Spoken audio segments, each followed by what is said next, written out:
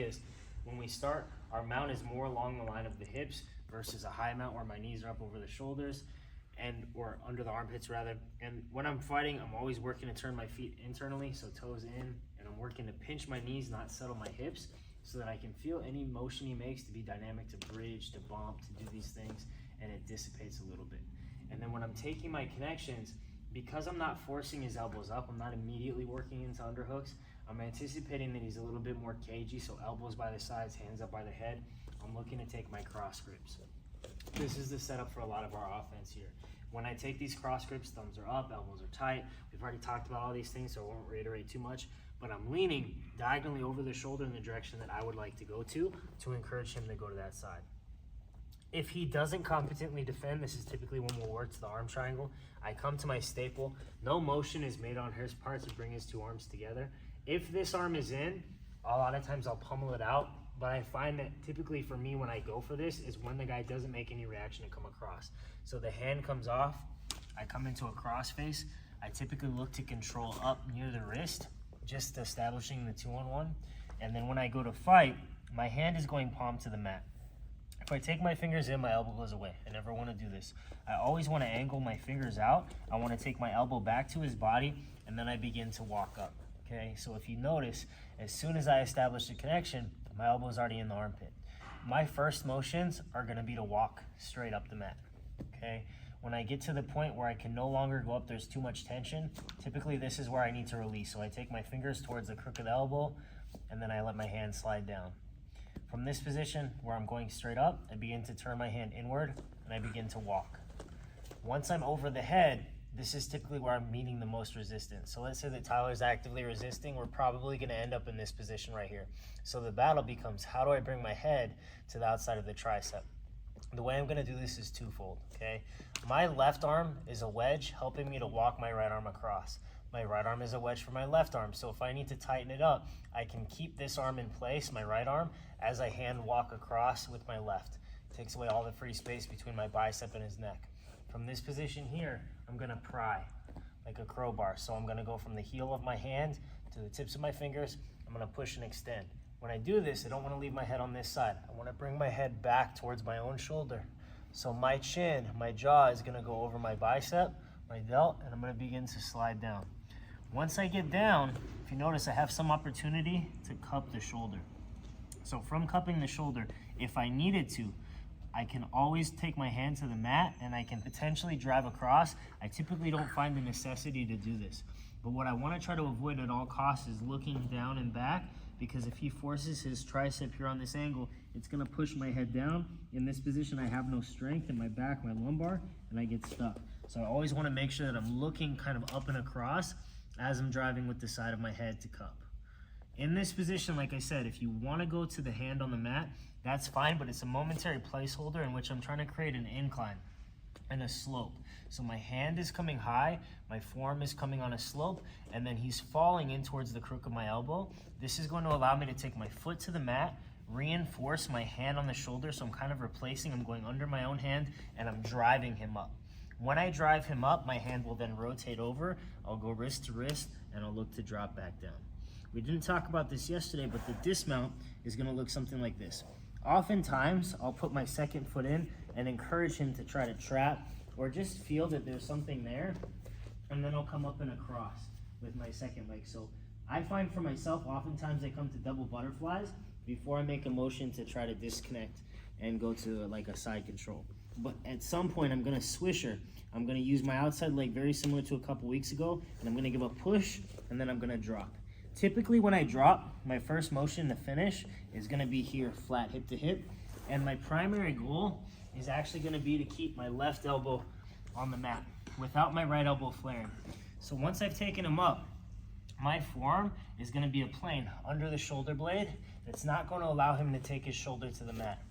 And then like I said, because my hands are high, because I'm rounding my wrist, it's creating this slope for his head to fall into the crook, and I've already taken away all this space. So when I finish initially, the reason that I go to my left hip and I keep my right knee up is to encourage that angle that I've created as I work to bring my two elbows together and take away all of that space that's there. If I try to go to something like a 10-finger grip or I try to go palm to palm and open my elbow, I actually create more space, but I give myself a wider point of base. But that's why I like to go to this grip, wrist to wrist, versus something like that. If my partner, however, at the end of this motion, makes a movement to do something like bridge, okay, I won't stay in this position. When I feel him take a strong bridge, I go ahead and I switch my knee under the back, and then I work to apply the pressure in roughly the same way, driving the ball of the shoulder in towards the neck. So that would be the one adjustment that I would make if my partner is defending in that fashion. And then if he works to turn up on his side, we'll talk about that later in the week, I end up finishing from a tripod. So here one more time with Tyler. When you guys fight, do everything the same to set up the position. He drives, we come back to our staple, we go 2-on-1. The movement to get to the head and arm is walking up, releasing the tension, cupping the shoulder, beginning to walk across the head. Anticipate that your partner is giving you a reaction where there's a lot of tension in the arm. We pry, we move our head towards the outside, and then if I need to, generally I'm gonna start with the cup here, and I'm gonna drive. I oftentimes, to get it as tight as I possibly can, will take my hand to the outside of the shoulder. Oftentimes coming under, I'll post my leg up, I'll make any adjustment that I need to, and then from this position, I'll roll hands over. I'll keep my wrists bent, hands curled, but if you notice my forearm isn't out here, my forearm is under the back. I'm actually driving him to it. When I go to fight, oftentimes I'll feed my 2 feet. I'll work to a point where I can push him away, and then I'll work to drop. Again, fighting to keep my left elbow on the mat as long as possible. And then if he bridges, I always have the ability to transition which knee is up, which knee is down, so that I can drive a wedge under his back and keep him in that curvature where he feels the pressure of the choke. Okay, guys, the tripod finish, okay? So the idea behind this today, I have the crossface, and when I take the crossface, I would like my shoulder to already be under the jaw. If he's digging his chin down, I don't want to try to go here and work into my head and arm. I really want to make this adjustment so that as I come across, I lower my shoulder level, I get under the chin, the jaw here. So this is my starting position. My left hand is on the mat, 4 fingers facing out. My right hand is here onto the shoulder. The only thing that I will say is in getting to this process where we have the one hand underneath and the one hand over the head, as I go to pry and my left hand is fixed, this is a good opportunity initially for me to try to walk my hand, okay? So don't forget that. This is the first time I can make the adjustment. The second time I can make the adjustment is when we're out here, okay? So like I said, right hand is cupping the shoulder, left hand is 4 fingers out, and I'm gonna begin to raise. When I raise, you never wanna look back at my knee. I always wanna drive with the side of my head and my neck as I pull him up off of the mat, okay? In this position right here, if I really needed to, I could start to wiggle my hand, and in turn, I'm driving my arm deeper. But once it's set, I wanna try to replace my left hand with my left leg like a kickstand. Now the depth of this step and the angle of my knee is really important, okay? I'm coming far enough up that I don't need the support structure of my hand anymore, and I'm angling my knee in so that I'm on the ridge of my foot and it's actually working as a wedge behind his back. If he goes to put his back on the mat, even if I took my hand away, it should be difficult, okay? Not impossible, but difficult. So from here, my left hand is gonna slide under and replace my right hand. Notice my forearm doesn't drop at all though. My hand is gonna go palm down, and I'm going to physically push with my elbow wide, his shoulder deeper into the connection.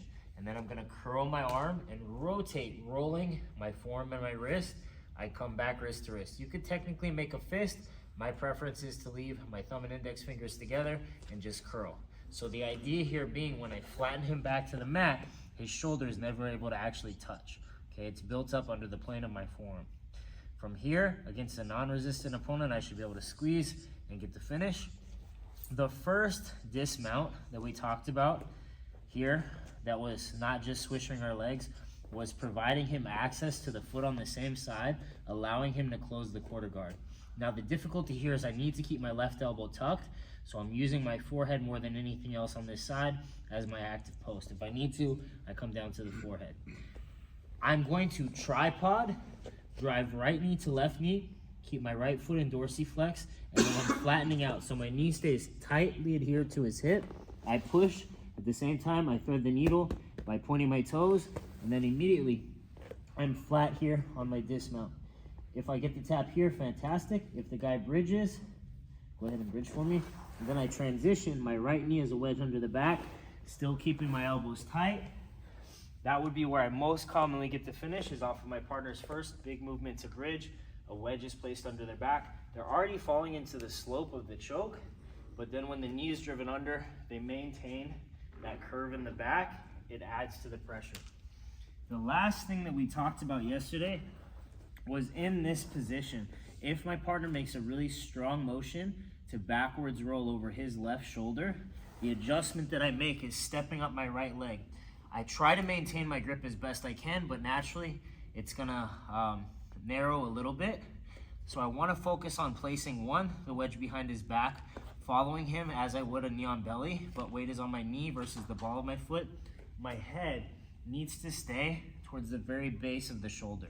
So in this position, I'm gonna curl my 2 wrists as I drive my forehead to the mat.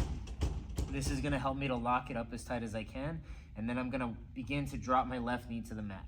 This is only after his motion is dissipated, and then my motion here is to windshield wiper, so swishing both feet simultaneously. I come up in my tripod, but I bear my head down and I pull my 2 forearms up as my hips are elevated, okay? This may come on as more of a crank. Honestly, even for the guy in my position, my neck is so tightly adhered to the shoulder that when I pull, I feel the pressure, okay?